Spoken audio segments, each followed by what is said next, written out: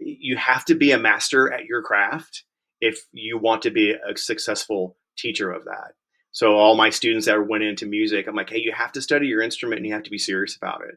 You need to become friends with the school secretary, guidance counselor, and the head custodian. And I'm thinking, how is that going to help me be a band director? And then you start teaching and you totally understand exactly why you need to be friends with those people. So I thought that was great advice. No one is above common courtesy. No one. That means putting your cart back at the grocery store, or saying thank you to somebody opening the door, or saying good morning, or just those gestures of kindness. And that's stuck with me for my entire life. It's all about developing culture and the culture that you want your group to represent. And I think when I was a young teacher, I got out and I wanted everything to be lined up vertically. And I played all the dynamics, but I didn't do anything in between. And I thought we were great. And it wasn't until when I was doing my master's and I was surrounded by um, other people who were better than me and really great on their instruments and just I guess I started focusing on different things instead of just the technical aspect of things. Join a community band or join a community group where you're seeing someone on the podium teaching. I learned so much from those community bands that I with Alfred Watkins and David Gregory and all those guys. Just watching them conduct an adult band is not that dissimilar than teaching a high school band, and you just learn just from being in the room, which I encourage my students to do that all the time. Hey everybody, this is Tim Hinton. You can call me Beast, and we are talking about the best advice we ever got. Two of my very longtime friends are here. David Enlow, how are you? I'm doing well. How are you doing? I'm doing great. Thank you for being here. And Jack Jean is here. Jack, how are you? Good. How are you, Tim? It's good to see you guys. I am good. So it turns out, everybody, if you're listening to this or watching, that we are all French horn players. And it did not dawn on me when I made this thing, but this is part of our connection. So David Enlow, you and I were at the same grade and went through high school together and played in honor bands as French horn players together a lot. Yes, that's, honestly, it was like having a district band, and we did it weekly. And so it was a really great group. And the horn section had the most fun out of the entire group. And it was a good horn section. Yeah, we were great. We definitely were ruling the band for sure. Like we were the elite crowd, or at least we thought so. Not that French horn players are cocky or anything. We're not trumpets, but exactly. I'm in the weeds. But anyway, David, you taught for you've taught all kinds of places, but you were in Virginia at one school for a very long time. Yes, I was at Hickory High School in Chesapeake for 21 years, and that's where I guess I started figuring things out big time and learning how to do things a little bit better there. Awesome. So Jack Jean, the interesting thing here is that when I left Dunwoody High School back in the 90s, you came in as the next director. And when we met, we were like, wow, we're really similar people. Yes. Which is great. That. So I'll let you introduce yourself, sort of your quick snapshot of whoever you are, whatever. Well, I'm originally from Iowa. I moved to Georgia in the early 90s. Like Tim said, he left Dunwoody and I took his teaching job, and we met each other and we became fast friends.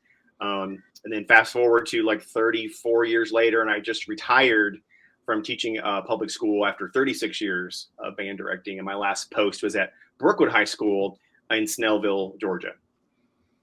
Yeah, it's awesome. And Jack, you were very nice to work with me as an arranger and show designer for many years with your bands. And I always appreciated that. And your bands were always played great and made me look really, really smart. So I liked that. We were fortunate to have you because some of our high successes were coming from those years that you and I and John and everybody collaborated. Those were some great shows. Wow. Yeah, that was really, really fun. So here I was just putting together some people that I like and that were sort of in the same ballpark of age and experience and all that stuff. And I thought it would be fun to just sort of share, the best advice I ever got. Some of the best advice I ever got. It's really hard maybe to narrow that down. I've got a couple here, and they're by no means like the best ones or the only ones. But I thought I would see what you had to say. So David, I've sort of been going to you first. Do you want to share and start talking about your first thing you came in with? Yeah, I mean, when you originally approached me for doing this, I thought things would just jump into my head, and apparently I have too much mess still going on up here, and being able to purge exactly what I wanted was a little bit difficult. But of course, over the years, I've received a ton of advice, and some of it's more musically oriented, and some of it's teaching oriented.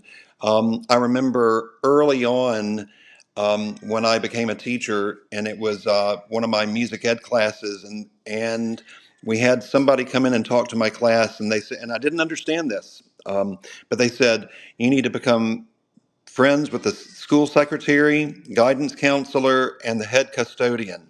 And I'm thinking, how is that going to help me be a band director? And then you start teaching and you totally understand exactly why you need to be friends with those people. So I thought that was great advice. Well, I concur. That's genius advice. And those are the three most important people in the school. I had the great advantage. Jack, I don't know if this happened to you when you were there, but I had lunch every day with the guidance counselors. Did you have that Yes, same thing going on?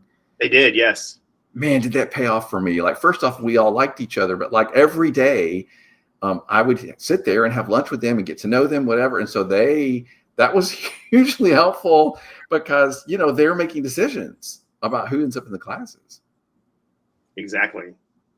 So those are Yeah. really, really important resources for sure. I love that, David. That's really great advice, and I think I got that very similar advice too, and same experience. Like one day I realized, wow, this is really. I think the school Yeah. secretary is perhaps the most well for me at Dunwoody, Jack, where we were. It was Sandra who was Yes, um, Dr. Springer's, the principal's secretary. She was the yes. most important person in the school, and she was wonderful too. Well, that's kind of seems to be a theme too, because I've been blessed to teach at 4 or 5 different schools for long, long times. At least 5 or 6 years. And the school secretary and the school bookkeeper, man, those are the people that you need on your side. And because when you eventually make a mistake, which you will, they'll forgive you because they know you. And being visible in the school and not just some random person.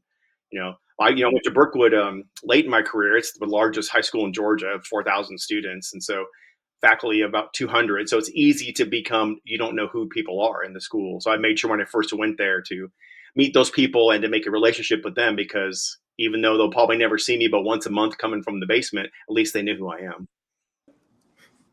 am. Man, I'm trying to think if I always worked in the depths of the school. Is that like a band room thing? Like, I don't That know if that's is, always true, but I that certainly used to climb up out of the cave. Yeah. yes, we would do that I, too. Yes. I like it being at the end of the school where they don't usually come down there, and so I felt like I can just do what I need to do and go to the office when I needed to, but otherwise I kind of had my own little world. Yes. Yeah. Leave me Agreed. alone, everybody. Okay. That's good. Well, we were at Dunwoody. I was certainly down in the dungeon with the football crowd, and Yes. getting along with them was also imperative. Um, Yes. all right. Very good. So, Jack, what did you come in with? What advice? Well, I mean, I've been like Dave. I've been teaching a lot and had a lot of great mentors over my years, and like some of them are musical and some are, like David said, more teaching oriented. But I just remember coming out of college and having a colleague talk to me and talk about being a band director, and it's like, you have to be a master at your craft if you want to be a successful teacher of that. So all my students that went into music, I'm like, hey, you have to study your instrument and you have to be serious about it. When someone hires someone as a band director, they want someone who's a fantastic musician because you're the content level expert. So you need to be the content level expert. Don't just float on whatever you're doing, and constantly try to improve yourself and be the best musician that you can. I think that gets overlooked a lot in some instances. Oh, David, you want to speak to that? Yeah, I mean, it's something that I learned, I guess, early on through studying privately. And, at first, I think I just kind of ran on talent. And then I started studying privately and with Merwin Chrisman in Atlanta. And, he wasn't a heavy push kind of person, but he really helped a lot and helped my playing out a lot, and just, I guess, basically showed me you have more to offer and you're not doing that. So, in a very nice way, he probably pointed out how lazy I was, and it made me want to work harder. I did not know that you studied with Mr. Chrisman. I did. Did you know that he started me? I think I did. Yeah. Yeah. He was my fourth grade music band director, and he was a French horn player, obviously. And he encouraged me to play French horn, and I took lessons from him, I guess, gosh, almost from the very beginning. So, yeah, I was lucky to have Mr. Chrisman teach me how to play horn from day one. Right. So, man, I was a lucky guy. That's amazing. So, Jack, does that resonate with you? Private lesson teachers, things learned, that kind of thing? Yeah, and I think being a good musician is being a good musician, regardless if you play trombone or percussion or you're a conductor. But those lifelong music learners, people that keep trying to better themselves in whatever their music area is just going to reap 100% benefits. Whether you're a singer or a conductor, if you're just not learning and branching out and growing as a musician, I think you're making it harder on yourself as a band director, because you have to be the musician in the school. You have to be able to teach the kids that way. And I'd say I think that's true of any profession, quite honestly. Whatever you want to do, keep learning and be great at it, especially if you're going to try to teach it. Now, having said that, I do think that sometimes people who struggle to learn things are better teachers because it didn't come so naturally to them. Right. But still, I expect them to have attained a level of mastery and proficiency and expert, level of proficiency. So interesting. Right. All right. So I have former students that graduate or are going to become band directors or band directors, and they're like, "Hey, how do I keep motivating or learning by not having to go out and go to clinics and all that kind of stuff?" I said, "Well, you join a community band or join a community group, or you're seeing someone on the podium teaching." I learned so much from those community bands that I with Alfred Watkins and David Gregory and all those guys. Just watching them conduct an adult band is not that dissimilar than teaching a high school band. And you just learn just from being in the room, which I encourage my students to do that all the time. Just go try for a season and see. You'd be surprised at how many things you can take and put back in your little wheelhouse of tools.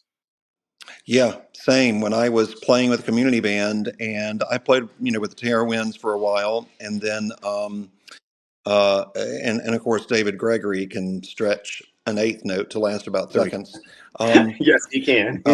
But even up in Virginia, I played, and there were things that Dennis Zeisler said with the Virginia Wind Symphony that I was able to take back. He was the only one that I would ask to come to work with my group, because no matter what, he would have about 3 to 4 pages of notes, and I would go into rehearsal thinking, okay, I've got it this year. We're really good. He's not going to be able to, and he would still have 3 pages of notes. And it was really, it was in a way demoralizing, but it just showed that someone's always better than you, and someone always has a better ear. And it's your job to go out and find those people to help you, because one day that's hopefully, if as long as we keep our ears, that's what we're going to be doing. We're going to be helping someone that just, especially someone who's new to the profession.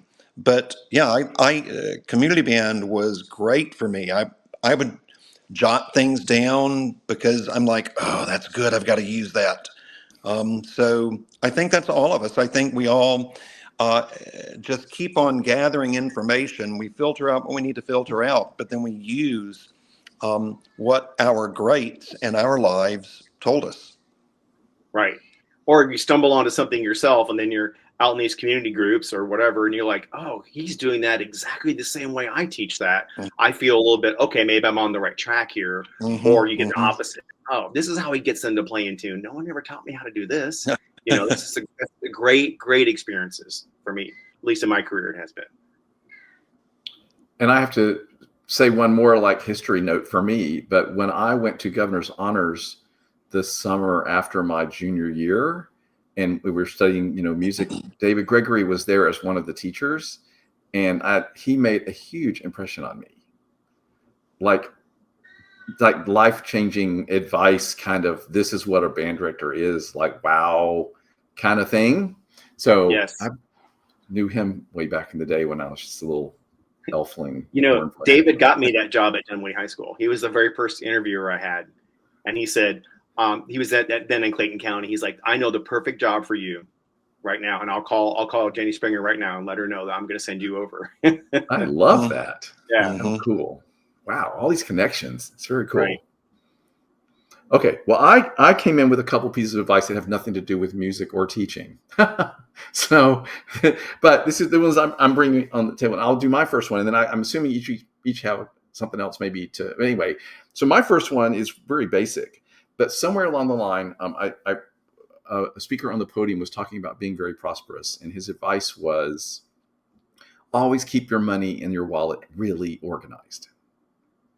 So all the bills face the same way, they're in order, and he always knew how much he had. And he said, and of course we don't use cash as much these days, but I still always have cash on me. He says, if I'm there and someone gives me back my change, I just stand there and I take a minute and I put them where they go and I keep them in order. And he says, somebody may have to wait just a second, and the concept is it shows that it's important and that you're caring for it, and that money is important, and I'm going to care for it, and I'm going to treat it well, and I'm going to use it wisely. And it sort of shows the universe globally, like, I'm going to use my money well, so you can give me more and you can trust me to take care of it. And so I just loved that concept. And so that was a long time ago, and I have done this ever since, even without thinking. You go to the ATM and it spits out all those 20s or something. They're all higgity-piggity, all going every different, and I literally just sit there and like fix them all. And then I put them right in there where they go. And like, I feel good that I'm taking care of my money. So it's a very practical kind of thing. And some people may be rolling their eyes hearing this, but it has made a big difference for me in sort of showing respect for the money I have and being aware of it more. I do exactly. You do this, Jack? Oh yeah, 100%. Where did you learn it? From my dad. And my dad was like, if you keep your money in order in your wallet, you know exactly how much money you have just by a quick glance, as opposed to, pulling your wallet out and like, oh, here's a 1 and here's a 5. And it's like, you're so organized. And, my dad was an accountant. He was a math person. So I was brought up early to keep things nice in order like that, just kind of convenience. And it saves you time. I still do it. Yeah, it's become a habit for me. So I've liked that habit. And I like the idea of demonstrating my respect for the money and that I'm going to care for it well. I just think that makes sense. So that's it. I mean, that's one of the pieces of advice that I think has really served me well. Not that prosperity has necessarily flowed to me in outrageous ways, but I do think I'm showing the universe I'm a caretaker of this in a way that shows respect. So that was mine. Because I've got one more, but David, you got another one you came in with? I think, I have one that takes an interesting twist. We were taking a band trip one time, and the bus driver, it was a charter bus, the bus driver said, he's talking about going to the bathroom on the bus and starts talking about what you deposit earns interest. And so I kind of took that and I put it towards education, so what we really consider important with the students earns interest. So if we start every rehearsal and we say, hey, intonation is the key or tone is the key, then it accrues. And, we've all had players in our sections that were better than the others, and you had other kids in the section that wanted to be like that one star. It's kind of the same thing. I feel like I had to set up what I considered important and what I wanted my students to consider important, and then hopefully that would earn interest. So it's funny that that kind of comes from just a bus driver who was taking us on a trip, but it just kind of rang with me, and I loved that saying, "What you deposit earns interest," and I just kind of took it to a different path through teaching. That's good. Yeah, I think that's great. It's sort of like this thing about like your students know who you are and what you value and what you know is important, and how you act and how you treat people, and all of that. They're really paying attention. And so, David, I'm sure that even without you having to say over and over, the message of what you valued and what was important and what you wanted them to focus on was very clear. And I do think that that's profoundly important. Well, it's all about developing culture and the culture that you want your group to represent. And, I think when I was a young teacher, I got out and I wanted everything to be lined up vertically. And I played all the dynamics, but I didn't do anything in between. And I thought we were great. And it wasn't until when I was doing my master's and I was surrounded by um, other people who were better than me and really great on their instruments, and just I guess I started focusing on different things instead of just the technical aspect of things. I went to a workshop all about the inner game of music, and it helped me as a player, because my head would get in the way of me playing. I'd get nervous and I don't want to play this. And so when I had students come across the same kind of feelings, I said, no, no, no. All you need to do is focus on breathing. Don't worry about this. Don't think about you're going to miss that note right here. Think about how great your breathing is. Think about how great your tone is. And it wasn't like overly positive or positivity. It was just a focus that where your mind's so powerful, especially students. They're just sponges, and so I think focusing on the right things and developing that culture that you want in your program was. And to think that this all came from a bus driver, I just, I just, or at least it started with it indirectly. Well, and all of us being horn players, we can all completely understand that sentiment and relate 100% to, I don't want to miss that note. I don't want to crack that note. Don't think about cracking the note. Mm-hmm. Yeah, Tim I love didn't. that. Oh, I did. I'm not going to start telling stories about my big failures, but Hey, you know what I did? When I missed notes and cracked notes was when I got really cocky. Like, really? not to tell them, yeah. Like, yes. Whenever I was so, I thought I was the thing, and I wouldn't prepare, quite honestly. Like I went into I shouldn't tell these stories. I went into an all-state band one year, not prepared. Like I was just so sure I was so on it, and then I played terribly, and they're all looking at me, and I'm like, oh, great. Anyway. So that was a lesson learned the hard way, is when I got really too cocky and too sure of myself, that's when I started making mistakes because I wasn't preparing. And, every good player knows you need to be ready and be prepared. So that was a stupid high school thing. Jack, I hope you're not appalled at these stories. Well, there's a fine line there because, I'm probably like David, I get just really nervous. I get really nervous. And so I try to walk that line of being really relaxed. But if I go a little too relaxed and then all of a sudden I don't put the right air, yeah, okay, got to get back on track and get a little more focused. So that's a tough one for me is I try to be really relaxed and it can bite me in the butt sometimes. Yeah, it can. Well, I am. Or you think you're counting the rests right and you're not. Yeah, I am absolutely my worst critic. And so I would get in the way of me being a good player all the time.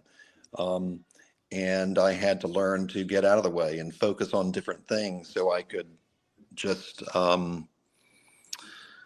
And that's, that's from a workshop. So just continuing to get education, Right. and always knowing someone's better, and continuing growing. So going to Midwest and going to any other kind of symposiums was totally beneficial, and plus it's fun. You're around others that are wanting, surrounding yourself with others who are wanting to be better at what they do, and better at how they do it. Well, Tim, I think you've known I've been playing the last couple, 3 seasons with the DeKalb Symphony here in Atlanta, and I had the really distinct pleasure to play second to Jason Eklund, who was subbing as a guest principal.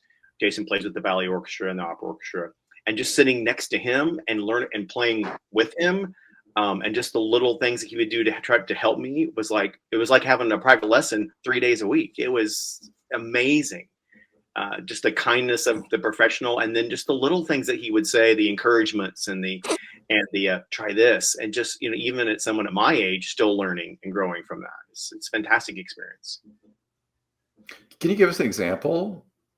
Okay, so like we're playing 3 dance episodes from On the Town. Okay, Bernstein. Yeah, Bernstein, and it's just 2 horns. So we're playing, and we're playing exactly like it looks, and Jason goes, "Hey, let's play these notes a little longer and play these a little shorter." And then as soon as I heard him do it, I could match him instantly. But he had to tell me exactly what he wanted me to do. And I guess as a principal, that's being a good principal, because that's what you want those sections to match you. But here I was thinking, oh, I'm nailing this, but I wasn't nailing it enough to match him, which was a little eye-opening and a little humbling, but I loved it. It was great. So it was something really about style, Yes, that he was bringing to the table. That but that Bernstein stuff is always just yeah. And then brutal. he's just really encouraging. Like in the second movement, the second horn plays with the woodwinds, muted horn in the low register, and it's like a solo. So I start playing, and he leans over and says, "Hey, play a lot louder. Play. You need to be their contrabassoon to that woodwind choir." I'm like, that makes complete sense. So I up my volume, round my sound out a little bit more, and he's like, "That's exactly what it needs to sound like." And I'm like, wow, just those images, those kinds of insights, But what I love about what you're saying is he also had a way of doing that was encouraging, yes, and not degrading in any way. Like he wasn't saying, "Oh, you're not doing it right." It was clear, the tone. right. Helpful. No, it was great, and that's what good musicians and kind musicians do, and professionals. They'll encourage and steer you in the right direction, as opposed to some, the big egos would just sit there and just look down their nose at you, which I haven't met many of those, thank goodness. And I would say that concept usually comes from the desire for a great performance, Yes, and a great outcome. exactly. So they 100%. recognize everybody around me, if I can lift them, and we can all do it better. Yeah. Right. It's funny, that kind of leads into my next thing. Advice I ever got, it came from my dad a long time ago. And my dad's passed away many years, but I remember growing up as a kid, he was like, "Remember, no one is above common courtesy. No one." That means putting your cart back at the grocery store, saying thank you to somebody opening the door, or saying good morning, or just those gestures of kindness. And that stuck with me for my entire life, and everybody has a bad day, but there's no reason to act a certain way to someone, and everyone deserves that kindness and respect, regardless of who they are. And that leads me right back to this situation with Jason. He didn't have to be that way, but that's the way he is, and I appreciated that. He probably didn't even know it, but it was extremely powerful for me, and that's kind of how I try to live my life. Is everyone, the kid down the hall who's having a bad day, or the whatever person in your school, or the lady who just cut you off, or or the person who's dropping all their stuff at the checkout, and now it's going to take forever. It's just, you just kind of relax, and just choose to be kind. That stuck with me for a long time, what my dad said. I'm sure he demonstrated that as a model too, obviously, and then you saw the impact of it. I always feel like the checkout people at the grocery store are huge victims, and I always make an Yes. effort to try to Same. be especially kind and just look at them. Like nothing makes me more upset than somebody that's on their phone and won't just pays like they're not even there. That to me Right. is just it's just the Right. most horrible. Well, my dad played minor league baseball before he got married, and so I grew up as a little league brat. Of course, my older brother played with us. My dad was always the manager, but he was the soft-spoken, quiet manager coach. That was his personality. The talk to you and explain, and just that, as opposed to the yell and screamer coach. He wasn't one of those. And one year I got on a team that my dad wasn't coaching with a yell and screamer coach. And I told my dad I didn't want to play anymore this summer. And he said, you can quit this team because, I don't agree with the way he's coaching. So you're okay. But we were never allowed to quit anything. But that's just the way my dad was to me. Mhm. Yeah, I shouldn't name names or anything, but also played in groups where someone was rehearsing and it kind of taught me what not to do, or it taught me um, even starting and getting frustrated early on in the rehearsal almost sets a tone for the rest of the rehearsal. It's kind of hard to dig out. And so I tried to make sure, and it took me a while to learn this, but I tried to make sure after that I was not doing the same thing with my students that I had experienced with others in rehearsal. And look, I've gotten frustrated many times and handled it the wrong way. But and one of the things I wrote down was, honestly, I learned a lot of things by all the mistakes I had made. Um, you know, a long career of them, and just knowing what to do and when, and what not to do and when. I learned those same lessons. And I think about 3 or 4 years into my career, I realized I can't pull the wool over the kids' eyes. I need to tell them the truth. I need to tell them how it is. I need to tell them if it's good or bad. I don't want to tell them, or not bad, but good, or it needs to be improved. But the kids know when you're not telling them the truth. They know if it's not good, and you're telling them it's great. Then they don't understand. You know. But definitely, yeah, lots of mistakes that I've learned from, for sure. Yeah, I've never, ever, ever responded well to people yelling at me. And I've sat in some bands where that was the case, and like I just sat there thinking, I'm not doing this. And I Right. also knew that I cannot play well right now Hmm. because I do Hmm. not play well in fear. Right. And ever have I performed well under that kind of fear of performance. Like that's just anyway. So like you said, learning what not to do. Right. Some people are And very valuable simply as bad examples. yeah, and that's another great word of advice. When you make a mistake, own up to it. The kids Yeah, know you messed up. Don't pretend you didn't mess up. The kids know. yeah, Tell them. Own yeah. it. It's like it's my fault. I said the wrong thing, or I That's conducted the wrong right. tempo. It's okay, and they'll Yeah, laugh about it, and they'll come to you more. They will. They'll Because you're gravitate yeah, towards you. human. yeah. Yeah. That's Right. part of the connection. Hmm. Right. That's why I love Yeah, and going watching these honor bands. The kids are in the honor bands or honor orchestra, and you watch the conductor, and 99% of them are just like that. They're just like, yeah, I messed this up. This is how we're going to do it. And the kids, you can see their trust just goes so quickly towards that when they're just honest with them. You know, Kids, really, it's about trust, right?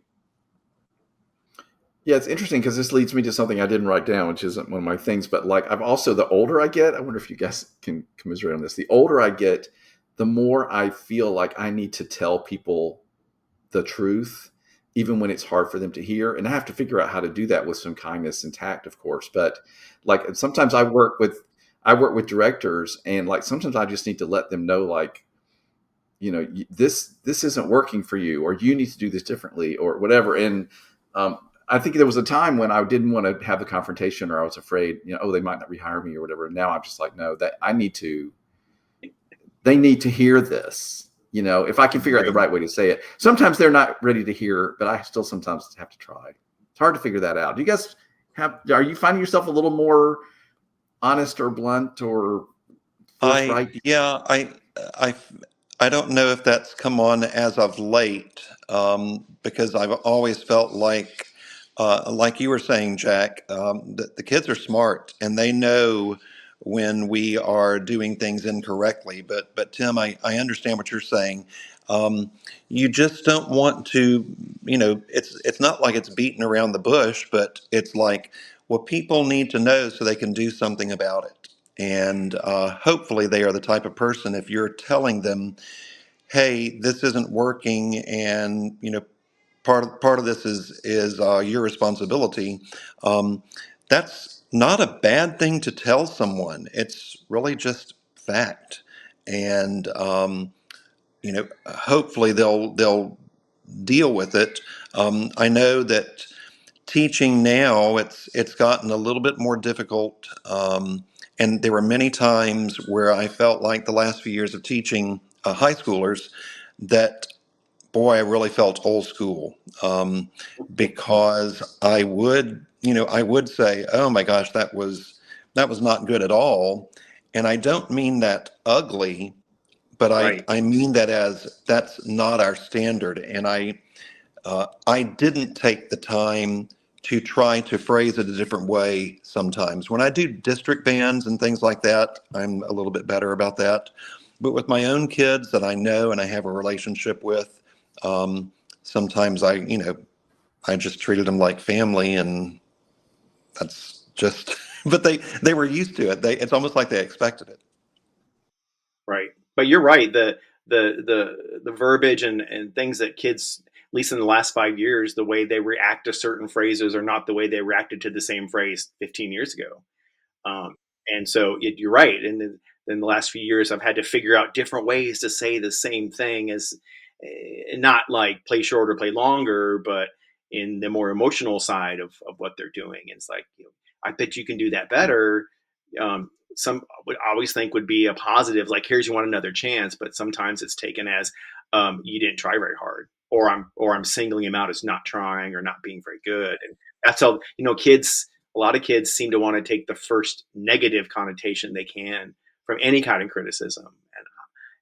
So that's made me change how I teach, honestly, to try to reach them in a different way. Because unfortunately, it's just maybe the way the world is right now, is just so much negativity that kids, that sort of imprints on them, I guess, a little bit. Yeah, I think we're all a little extra skittish. Yeah.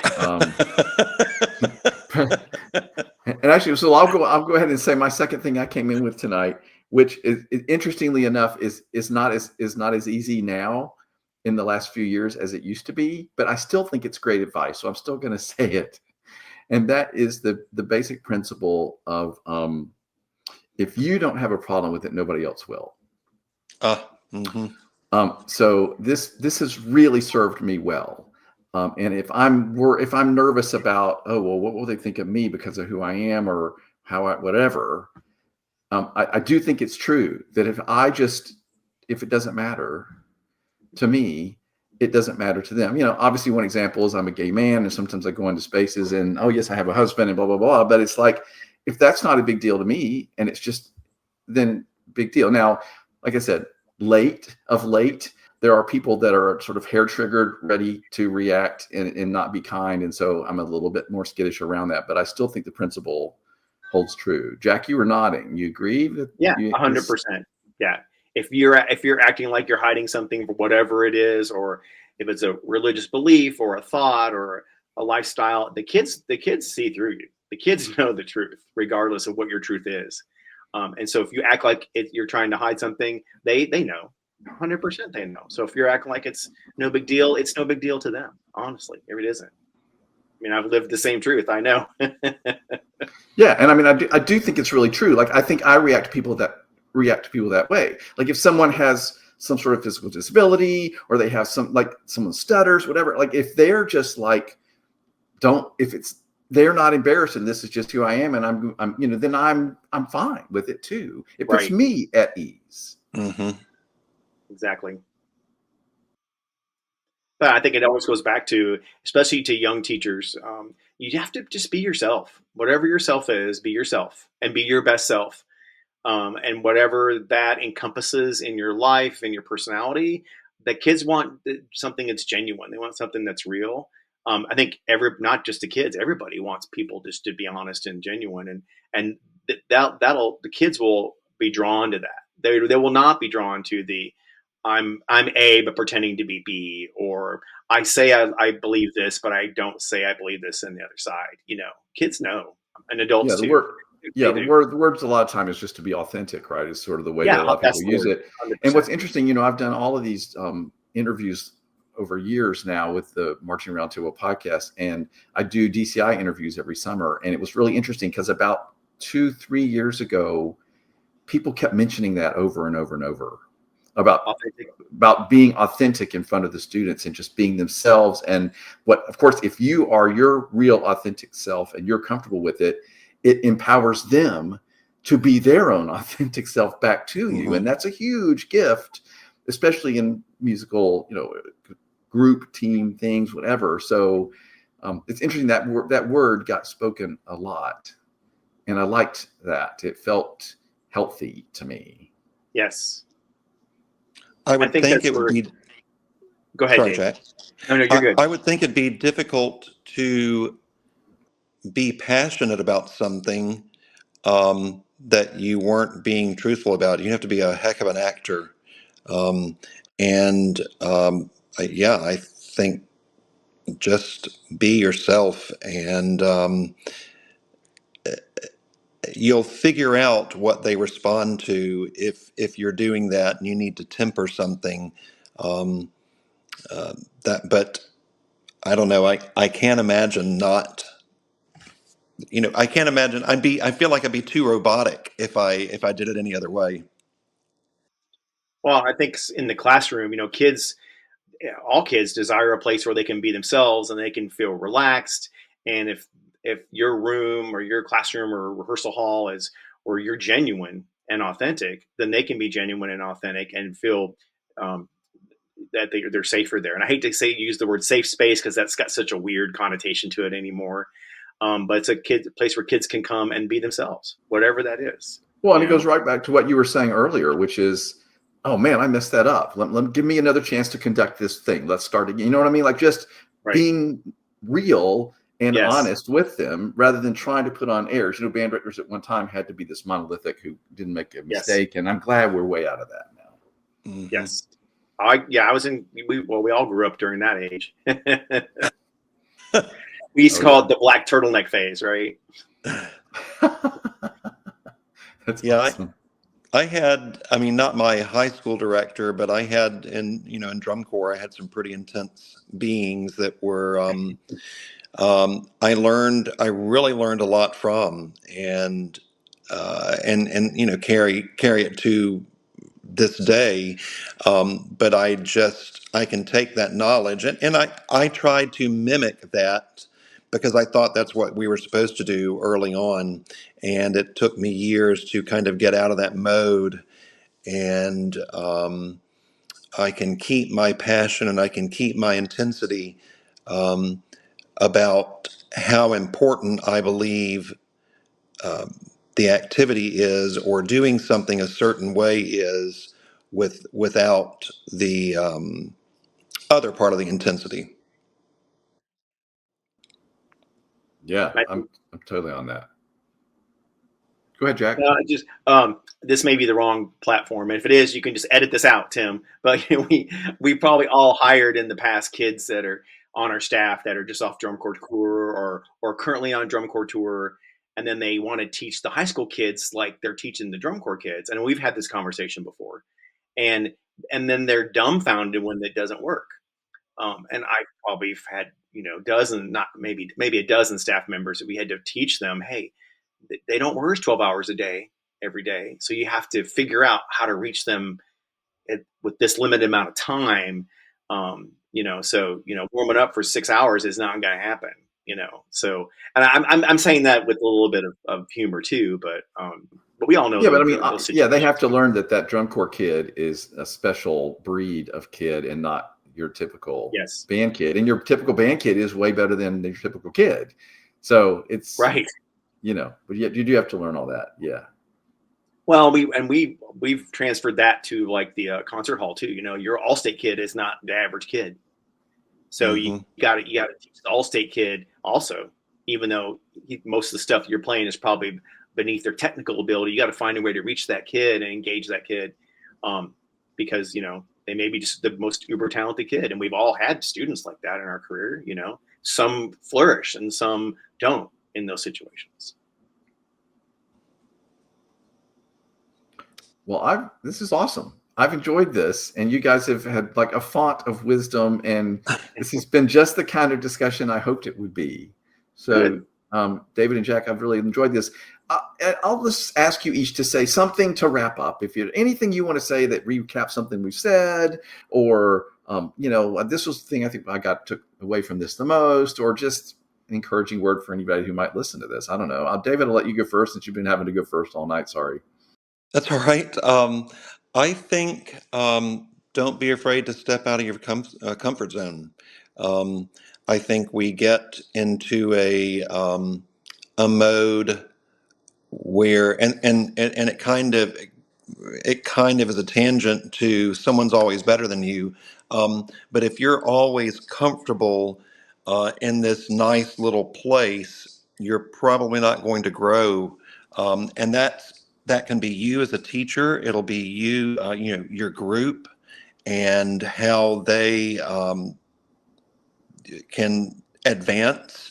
Or when you're teaching just an individual, it's the same thing. I think helping people step out of their comfort zone is, it took me a long time to do that. But it also is, like y'all were saying, if you're not comfortable being yourself, that's not going to be good. But also you can step out of your comfort zone and try a little bit of this and try a little bit of that, and that can also be a benefit. Yeah, I like that. Jack, final thoughts. Well, I mean, authentic, that's the word, right? It all kind of goes back to being authentic in your interpretation, in your feelings, and the way you deal with people, and your creativity, and your changing your boundaries, all that. Just do it with truth and authenticity, and you'd be surprised at some of the things, or maybe you wouldn't be, that you discover about yourself or your path or your musicianship or whatever. You're right. No one gets any better by staying in the box, especially your groups. Yeah, and directors are terrible about that because they have to do well, and they're under all this pressure, and Yes. getting them to stretch. But that's a whole nother conversation. That's a long career. That's right. That's a whole nother thing. But directors go out there and stretch. I love that we talked about kindness and treating just everybody with some kindness and respect. And I think that that's hugely important to me in these times. And I really try to pay attention to that in my life whenever possible. David and Jack, this was so much fun. Thank you so much. Thank you, Tim. Thanks, Tim.